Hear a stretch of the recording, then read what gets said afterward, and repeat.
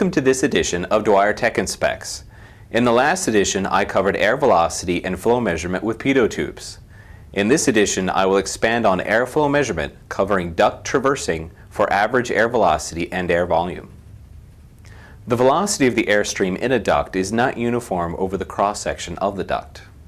Friction against the duct walls causes the air velocity to be lower near the sides than the velocity in the center, creating a parabolic velocity profile as shown. Fans, corners, duct fittings, tees, coils, and such all create turbulence in the duct, further changing the velocity over the cross-section. Readings should always be taken with at least 8.5 duct diameters upstream and 1.5 diameters downstream from any device or intrusion that can cause turbulence. Based on these conditions, the air velocity must be averaged over the cross-section of the duct to get an accurate measurement. To get an average air velocity, a formal pattern of sensing points is taken over the duct cross-section, which is known as traverse readings. There are two main patterns for traverse readings: equal area and log linear. For rectangular ducts, using the equal area method, the cross-section is divided into small rectangles of equal area. The velocity is taken at the center point of each of these rectangles and then averaged to get the duct velocity.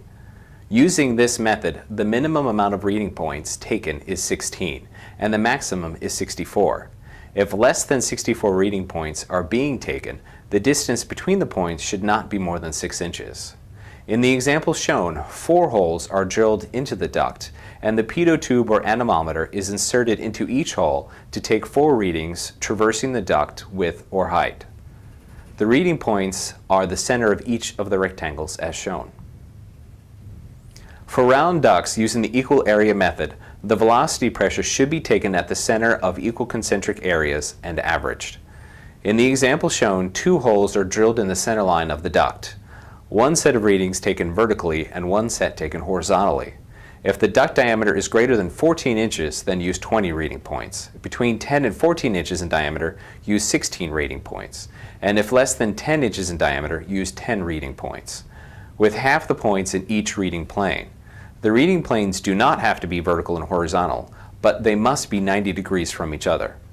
Use the formulas shown in the diagram for the insertion depth of each reading according to the duct radius. If using a pitot tube, the velocity is directly proportional to the velocity pressure and can be calculated using the formula shown, with V the velocity, D the density of air in the application, and HV the velocity pressure from the measuring device. From velocity, it is then easy to calculate volume flow rate, with flow rate Q equal to the velocity multiplied with the cross-sectional area of the duct.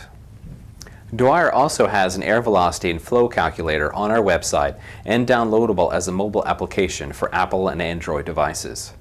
This calculator will take the velocity pressure and calculate velocity, and with the cross-sectional area will calculate air volume flow rate. It also offers the ability to make air density corrections for humidity levels. For more detailed information, please check ASHRAE, NEB, or AMCA standards. Don't forget to check back weekly for regular editions of Dwyer Tech and Specs. Dwyer Instruments. Right choice, right price, right now.